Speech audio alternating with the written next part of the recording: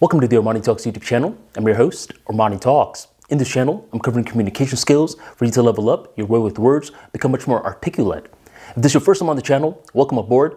Every day of the week, I'm dropping a new video on something communication skills related. It could be something with public speaking, social skills, emotional resilience, and much more. Join the tribe by hitting that subscribe button right down below, hit that bell notification, and never miss another video again. In today's episode, we are entering the world of social skills, and we're going to be answering the question, do silent treatments work? A silent treatment is when there is a stoppage of communication to signal to the other party that there's an issue. So let me ask you again, do silent treatments work? For us to answer a question like this, we have to define, what does work mean? Are silent treatments meant to end the discomfort? No. Silent treatments are meant to signal that there is discomfort. And in this scenario, I would say silent treatments work very well, but there's a catch. There needs to be rapport beforehand.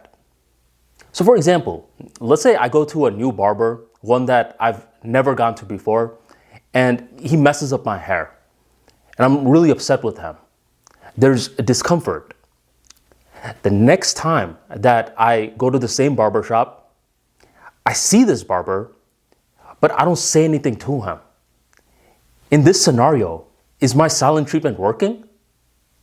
No, he probably doesn't even know who I am because there's no rapport in the mix.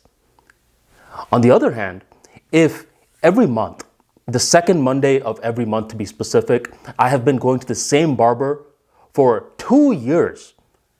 And then one day he messes up my hair. And then the next month, on the Monday that I'm supposed to see him, I don't call him. I don't book that appointment. At first, he's going to be like, maybe Armani is traveling.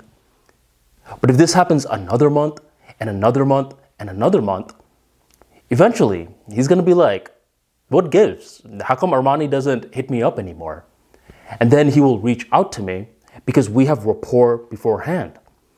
Silent treatments are meant to signal to someone that something is wrong. And here's the thing with the silent treatment. I like to call it the quicksand of social skills.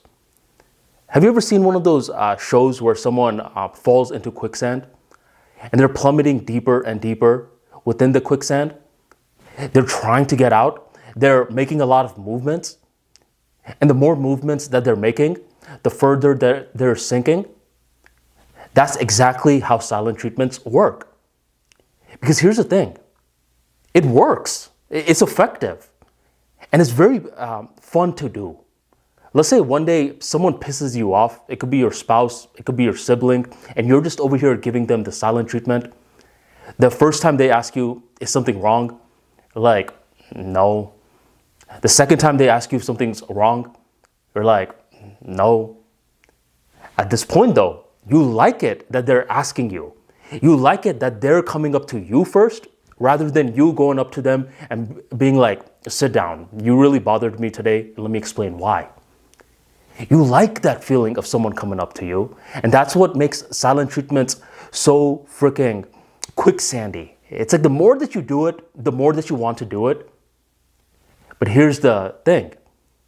Each time that you do it, each time you're losing your power. It's very similar to if you go to a social skills event and you don't approach anyone. Instead, they're approaching you. I mean, you have to stand there in the event for a while for even one person to approach you, but at least one person approaches you.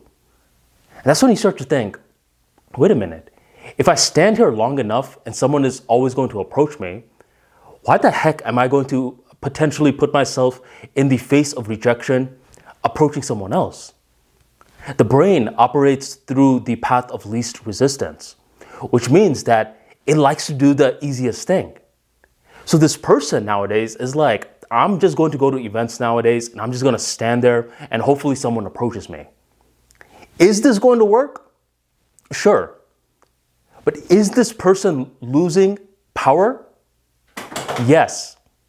Because you just standing there like a wallflower, hoping that someone comes up to you is whatever. It'll create some opportunities.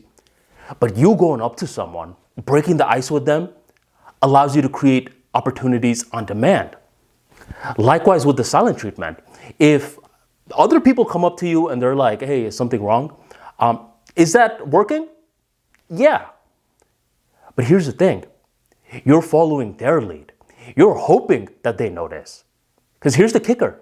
A lot of people will not notice that you're giving them the silent treatment. And that's when it stings. It's like you're brewing with anger. You really want them to ask you, hey, what's wrong?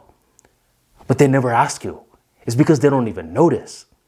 And you, since you've been doing silent treatment so much, at this point, you have sank further and further down the quicksand, and it's very hard to get out. I think every now and then with certain stages, it's fine to give silent treatments. For my stage, it was specifically around 15 to 17. I love to give the silent treatments, but this is definitely something that you eventually want to grow out of because it's the quicksand of the social skills world. The more that you do it, the more that you want to keep on doing it. If you enjoyed today's talk, go on and drop that like for me right on below and stay subscribed to stay updated with the latest videos on communication skills. Thank you very much for joining me, and I'll catch you next time.